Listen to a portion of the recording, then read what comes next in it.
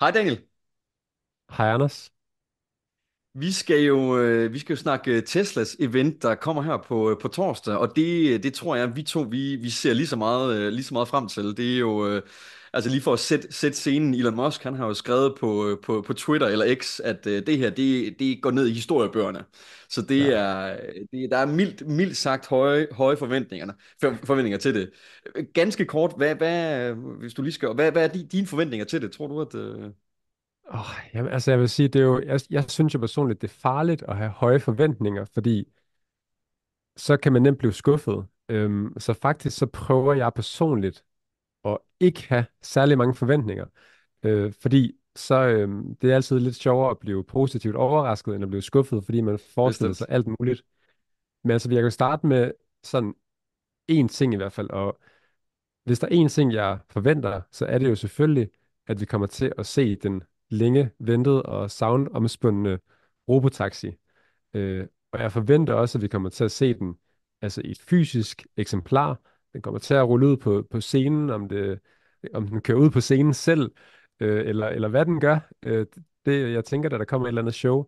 Men i hvert fald, du ved, blive klogere på den her robotaxi. Se endelig, hvordan ser den ud, eller i hvert fald, hvordan tæt på, hvordan nogle gange kan der jo godt komme sådan ændringer til det endelige design. Men i Mm. hvert fald, du ved, se nogenlunde, hvordan ser den ud, og features og specs, og hvor mange sæder har den. Så ligesom blive klogere på robotaxi. Det er min Ja, primære forventning til det her event. ja.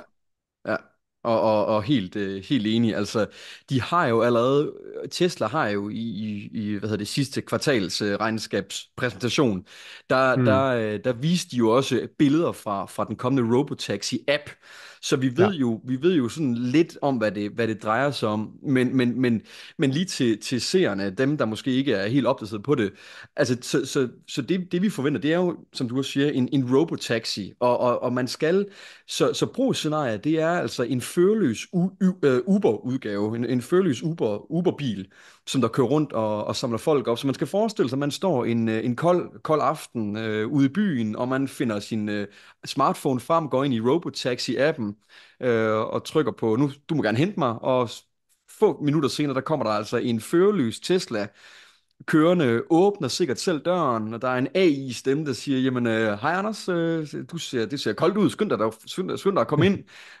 Jeg sætter dit yndlingsmusik på, yes. og hvor vil du gerne hen her til aften?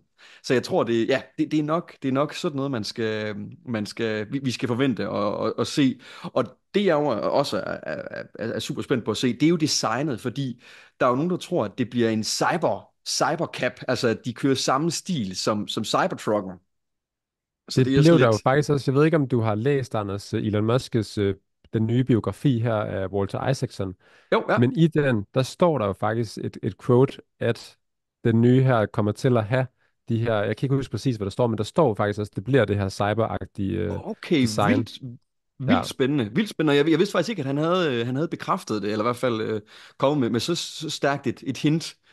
det er jo altid, man kan sige, det er jo altid nogle gange, skal man tage tingene med en gran salt, men det står i hvert fald på sort og hvid i bogen. Det Ja, var en af de ting, jeg især lagde mærke til, og også noget, jeg jo selv glæder mig til. Nu har jeg jo haft fornøjelsen af at køre Cybertruck over i USA, og jeg synes jo, det er en vild bil. Jeg synes også, det er et design, der gror på en. og, og, og, Så jeg er jo og spændt Daniel, på at bare lige se. for at give, det kan man jo se i din video, men det var noget med, at du var formentlig den første dansker, der kan prale af, og hvordan var det at have skadet din Cybertruck, eller kørt... Jeg først og fremmest kører i den. I hvert fald er der Ja, blevet optaget og lagt på YouTube. Og ja, så desværre også uheldigvis 45 minutter efter kører galt i den ja, inde i midten af downtown Austin. Men den var heldigvis ret robust, så vi kunne godt ja, fortsætte ja, det var vores godt, og der køretur.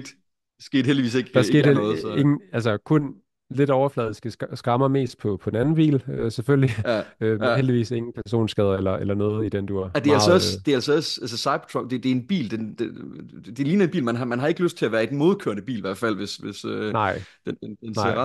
ret robust ud. Men ja, så det er i hvert fald, det synes jeg i hvert fald er super spændende at se. Har du andre forventninger til hvad de kommer til at vise? Ja, altså, eller nu er vi så, man kan sige, det her det er nok min primære forventning. Altså det er der, jeg vil blive skuffet, du ved, hvis de afholder eventet, og vi ikke ser en robotaxi, så vil jeg decideret blive meget skuffet.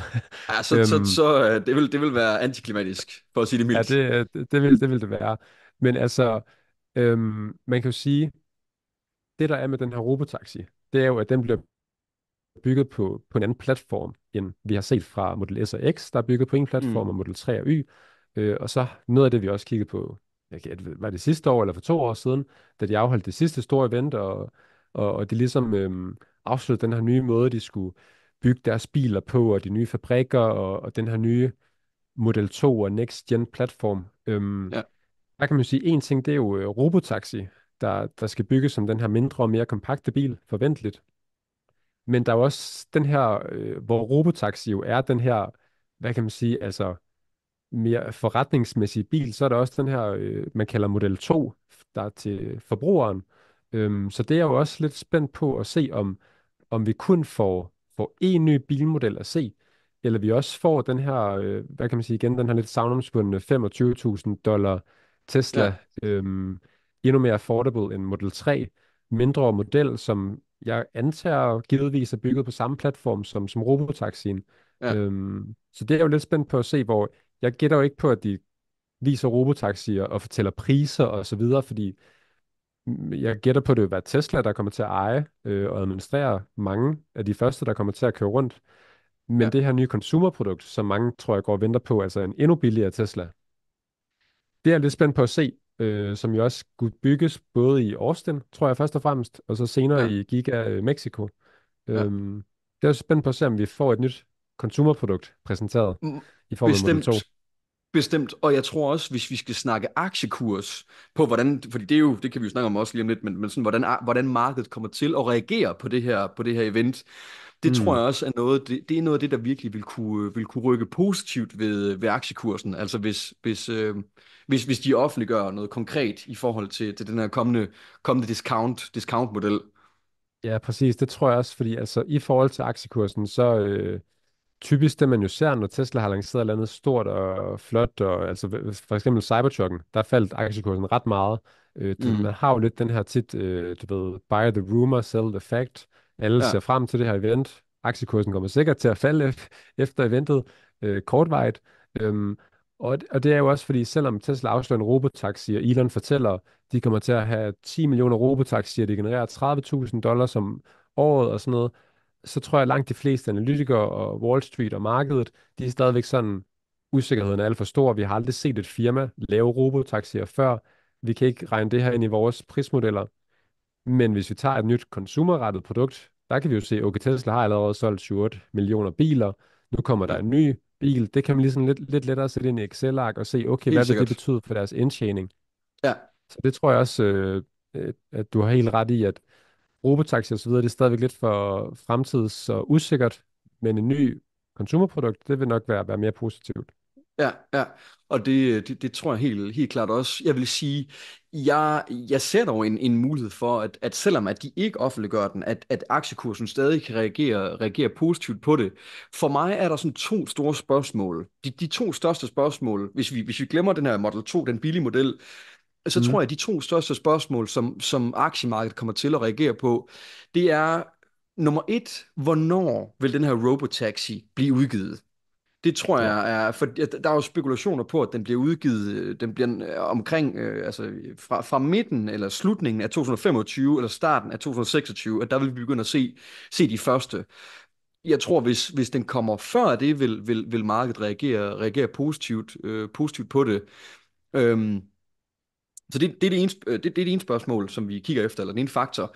Og nummer to spørgsmål, det er, som jeg tror, der kommer til at blive afgørende, det er, den model, de kommer til at præsentere, vil der sidde en fysisk chauffør, altså en menneskechauffør, og sidde som, Mm. som, som backup driver. Altså, fordi lige nu, Teslas FSD, altså deres selvkørende AI-teknologi, den kan køre, og det er der jo video på YouTube, man kan gå ind og se, den kan jo køre rigtig, rigtig godt selv i størstedelen af tilfældene. Lad os sige 99,9% af tilfældene, eller 99% af tilfældene. Men der er jo lige de få scenarier, hvor at den er ved at lave et eller andet uheld, hvor det kan gå grueligt galt, hvis ikke at der er en Mm. menneskechauffør til at tage over.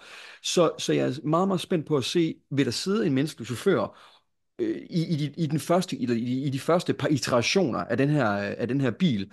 Og hvis de kommer ud og præsenterer, det vil der sidde, så kunne jeg godt frygte, at det kan blive sådan lidt en stående vittighed. At det er jo noget, medierne vil slå ned på. Hold da fast, man. Ej, hvor flot. En selvkørende bil, hvor der sidder en menneskelig chauffør. Mm. Så jeg tror, det er sådan de to. Man kan sige, jeg er helt sikker på, at der er nødt til at være en menneskelig backup. Men spørgsmålet er, sidder den menneskelige backup i bilen som en chauffør, eller bliver det ligesom Waymo, altså Googles, hvor det er som en stor radiobil. Så det vil sige, hvis den registrerer, at der er ved at ske en fejl, så er der en, der kan sidde remote og styre den. Mm. Måske en blanding. Ja. Ja, det bliver vi jo forhåbentlig klogere på. Men det er Ja. også sjovt i forhold til, at du nævner en vittighed. Altså, der kan man sige nogle ting, som for eksempel, da de kastede de der kugler på Cybertrucken og sådan noget. Jeg ved ikke nogle gange, om Tesla også bare planlægger, du ved, at lave et Ja, eller sådan andet, nogle der er så skørt, at de meme. får omtale for det. Ja, Ja, der kan en meme-generator. Altså, det er skabt præcis. til, at der kommer memes ud af det. Ja.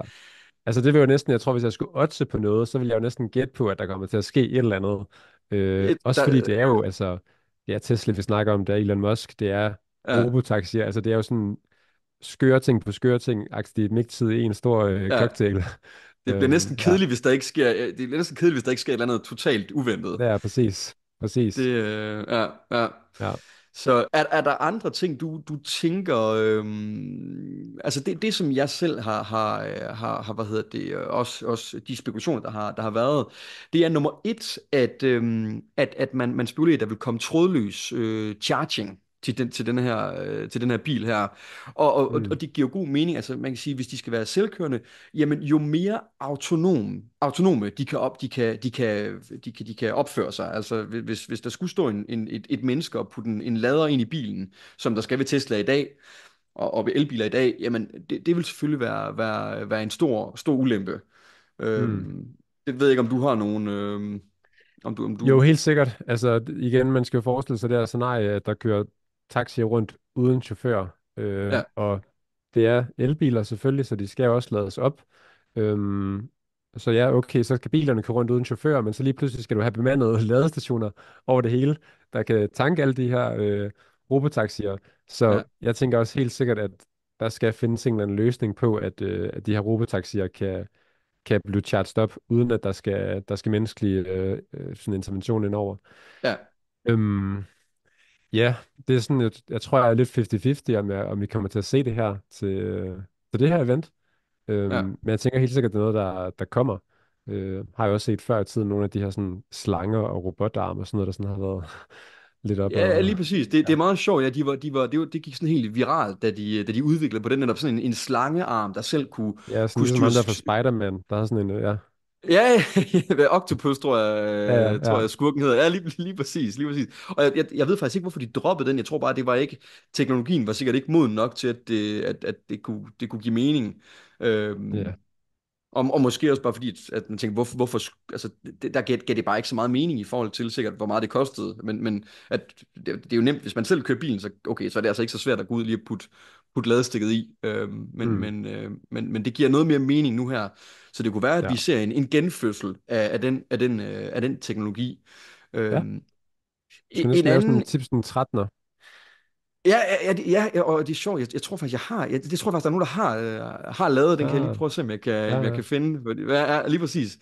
Øhm, En anden ting, som jeg synes, der er ret spændende, om de kommer til at præsentere det. Altså, man ved, at Tesla, de har her inden for den seneste tid, der har de patenteret nogle teknologier, som, som gør det muligt, og det er sådan lidt vagt, hvad det præcis gør, men rengøring, altså autorengøring. Ja, det har jeg set, ja. Jeg tror, man skal forestille sig lidt, du ved, hvis man er på rastepladser, så har man nogle gange set de her, hvor toiletbrættet, det kan lige tage sådan en, det kan lige køre ind og Yes. få sådan en vasketur. Og jeg tror, jeg aner ikke, hvordan man lige skal forestille sig det, men jeg kunne forestille mig, at det er lidt noget ala det. Altså, og der er vi jo tilbage til det her med, jo mere autonomt den her bil, den kan agere. Altså igen, at den ikke skal til ind forbi at der er nogle mennesker, der skal stå og rengøre dens interiør, hvis den selv kan, kan, Præcis. kan klare det. Og det giver jo god mening, fordi det er jo nok tiltrængt, hvis der er en masse mennesker i løbet af en dag, jeg tror, ja, der skal bruge den her bil her, så er den jo nødt til at have en eller anden, have nogen måde at kunne rengøre sig selv. Præcis. Altså, en robottaxi, kan man sige, tænker jeg primært skal kunne tre ting selv. Den skal kunne køre selv. Det er jo det, der er mest op at vinde. Den skal så også kunne blive ladet op, gerne selv. Og så skal den selvfølgelig også kunne blive rengjort, igen gerne Ja, selv. Jeg tænker, når du har de ja. tre ting, sådan, så er du sådan, det er vist de tre Så, basale behov. ja, bestemt, bestemt. Så det er i hvert fald, det er i hvert fald, ja, sådan de overordnede ting, jeg tænker. Men det er jo spændende, fordi jeg synes, netop det her med, at Elon han har skrevet det her med, at det bliver et historisk event. Altså, det ligger i Mm. hvert fald op til, at der kommer et, næsten sådan et Steve Jobs one more thing moment, altså hvor de trækker en eller anden kanin op af hatten, som ingen havde set komme, så jeg er godt nok spændt på, hvad der Ja, kommer til at ske. ja, det er også, altså man kunne jo også godt forestille sig nu, når temaet er robotter og autonome ting, og sådan at der kommer måske man ser lidt til Optimus, Ja, om selvfølgelig. Selvfølgelig, ja. Det at der tror er du er helt ret kommet i. en generation 3 af den, eller Ja, nogle nye applikationer, eller Tesla viser, at de allerede bruger den i endnu ja. højere grad i deres fabrikker, eller et eller andet. Altså det kunne også godt Og, forestille og mig, at kan du ikke lige Optimus. give en hurtig opsummering til seerne? Jo, selvfølgelig. Altså Tesla, de fleste er jo nok efterhånden klar over, at Tesla er mere end et bilfirma, mere i høj grad også et kunstig intelligensfirma, AI. Og de har jo, ligesom mange andre firmaer efterhånden, lavet den her humanoide robot, der jo ligner et menneske, men selvfølgelig har lang vej nu til at kunne agere i verden ligesom et menneske. ja, Men Tesla har jo udviklet s- sindssygt hurtigt på den her robot, fra man så den for et par år siden stå i kabler og så videre, bare for den ikke væltede, til at man nu på X kan se videoer af, at den klikker et æg og tager battericeller på Teslas fabrikker og flytter rundt med og laver forskellige brugbare ting.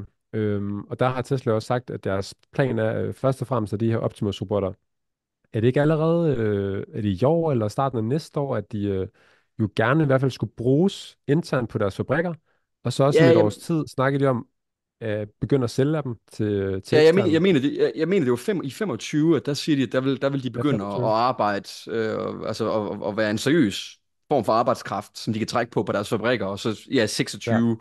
Øhm, og det er jo Tesla time eller Elon Musk time, så det kan ja, godt være, ja. man lige skal gange med to eller tre, før det Ja, bliver en realitet. Men jo, det tror jeg, du er fuldstændig ret i, at det tænker jeg helt sikkert også, at vi vil komme til at se en hel del mere til. ja, det tror jeg. Jeg tror ikke, at vi kommer til at gå igennem det her event uden at se noget om Optimus. Nej, nej, Det tror jeg ikke. nej. Og så er der jo også, altså, nogle af de andre ting, jeg sådan selv har tænkt lidt over. Der er jo flere produkter, man ser lidt frem til, tænker jeg, mange, der følger Tesla. Altså, der er jo sådan en van, en større bil, som jeg også snakker om for et års tid siden, og som der er ligesom gemt sig lidt under et slide deck med et lagen Ja. henover. Der er en opdateret Model Y, Reefers, der også er på vej. Der er Roadsteren, der aldrig rigtig er kommet, ikke også? Så der er jo Og mange sådan Roadsteren, ting, Roadster, Tesla det er kan hive sjovt. frem Ja, af ja, ja, hatten. og det tror jeg da faktisk, fordi så vidt jeg husker, så sagde de også noget med, at Roadsteren, den ville blive færdiggjort. Men jeg mener I faktisk, at, 2020. ja, at han er... Ja, det er eller før det er 20, tror jeg, 2018 eller sådan noget. Så den Ja, har de været et par år, den er et par ja, år forsinket med. Men jeg mener, det nyeste, man havde hørt i hvert fald, det var, at han sagde, at i slutningen af 24, der ville de være klar til at præsentere den. Så det ja. kunne jeg sagtens. Det er faktisk, ja, det tror jeg egentlig, hvad hedder det, der kunne være ret stor sandsynlighed for, at de viser den. Ja. Vi må jo se, når vi Ja, laver en video over på min kanal også, her efter eventet, ja, og ja, ser, hvor mange af vores forventninger, der er gået i opfyldelse. det bliver super, super spændende. Og lige præcis, bare lige ja, fordi at den her ligger jo på min kanal, og på fredag efter, altså det er jo torsdag aften, eller torsdag Ja, nat, vi snakker lige fredag om, at vi er nat, ikke tror helt jeg sikre. faktisk, dansk tid. Ja, Ja, ja, det er jo så nok fredag nat, ja. altså fredag meget Øhm, tidligt. ja, jeg tror også, det bliver sådan noget håbløst tidspunkt. Ja, Sidste gang mener jeg, det var sådan klokken 1, 2, 3 ja, ja, sågar stykker om natten. ja. Så det bliver i hvert fald sent. er jeg ret sikker på, at at det bliver. Og lige præcis, så på fredag, der mødes vi og optager en video til din kanal, Daniel, hvor at vi så kigger på, hvordan indfriede de forventningerne, og jo også kigger på med aktiekursen, hvordan Ja. reagerer markedet. Har du et bud, Anders? Hvad tror du? Det er jo utrolig svært at Ja, forudsige aktiekurser på så kort bane, men tror du, vi ligger den er højere jo, eller lavere end i dag? jamen altså, jeg vil gå planken ud, vil jeg sige, og så sige, altså, jeg, jeg tror, igen, det kan gå begge veje, og det er måske lige så meget et håb, at den stiger som følge af det. Du har jo helt ret. Historisk set, der plejer den altså at falde efter de her events. Men mit håb, det er, at det her event, det er med til ligesom at få øjnene op for aktiemarkedet, fordi som du siger lige nu, det er jo umuligt at se, i og med, at de ikke tjener penge på den her teknologi, jamen, så er der ikke noget, man kan, man kan hverken se det på toplinjen eller bundlinjen. Og så er det jo svært Mm. for aktiemarkedet at forholde sig til det. Ja. Men jo mere konkret det her det bliver gjort for aktiemarkedet, jo mere vil aktiemarkedet ture og prissætte aktiekursen efter det. Så Mm. mit håb, det er, at det kan konkretisere det her, gøre det så håndfast, så det kunne sende aktiekursen op. Hvad tænker du? Jamen, jeg håber jo også det samme, selvfølgelig, især på den lange bane, altså hvad aktien gør på den korte bane, det er jo, der ved Det vi, er at jo Tesla umuligt. er en rutsjebane, Ja, der kører op og ned.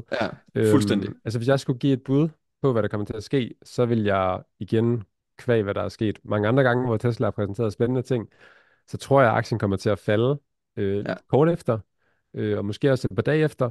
Men så, igen afhængig af selvfølgelig, hvad der bliver præsenteret, så typisk så tager det lige et par dage. Nu er det godt nok op til en weekend, så det kan være, at folk har god tid til at tænke over det. Men det tager lige Lige et, gå et par dage, og... før at Wall Street og sådan lige finde ud af, hvad var det faktisk, der blev sagt? Også fordi der Hvad tit fanden skete bliver der sagt egentlig? sådan lidt mange ting mellem linjerne, og Ja, du ved, Elon er ikke, du ved, verdens bedste kommunikator, altid måske, nødvendigvis. Så hvis der virkelig bliver præsenteret noget banebrydende, så tror jeg stadigvæk, at aktiekursen godt kunne falde på fredag og ja, på mandag og på tirsdag. Og så lige pludselig, når folk begynder at gå op for en, så kunne stigningen komme. ja, Øhm, ja. ja, det er jo bare spekulationer. Ja, ja, bestemt. Det minder mig bare det du sagde der med netop af Elon Musk, at han ikke er altid lige god til at kommunikere det. Jeg synes, det er sjovt, fordi det event, det giver mig minder tilbage om, det er jo i forhold til Apples event under Steve Jobs, altså hvor man sad og glædede sig flere dage, flere uger før, og jeg har det lidt på samme måde faktisk, for første gang i lang tid, at jeg synes, at det minder lidt om Steve Jobs' keynotes, men det sjove det er jo netop bare, hvor at jeg glæder mig lige så meget, men hvor forskellige de personer er. Altså, Elon Musk og Steve Jobs, rent sådan i forhold til præstationsteknik, ligger de jo i hver deres ende af spektrummet. Steve Jobs var den her ultra, alt var jo poleret, der var ingen fejl, og Elon Musk, total kaos. Det her med, Ja, ja. ja, som du siger, Cybertrucken, smadrede vinduer og sådan noget, man kan ikke lige Ja, ja. forestille sig, man kan ikke Vinger forestille den sig, at lige på Steve Jobs han havde dagen. tabt, man kan ikke forestille sig, at Steve Jobs havde tabt en iPhone, og så, nå for Nej, delen, okay. hold da op. Nå. Øh, Ja, lige Nej, præcis, overhovedet lige ikke. præcis. Så Nej, det bliver super spændende. Det bliver super spændende. det gør det. Skal vi ikke konkludere den der, Daniel, og så sige, at vi snakkes ved på fredag, og så bliver det mega spændende at se, hvad der er sket torsdag nat. Det er bare en aftale, Anders. Det gør vi i hvert fald. Altid, altid. Godt. Jamen, vi snakkes ved, og tak fordi I så med.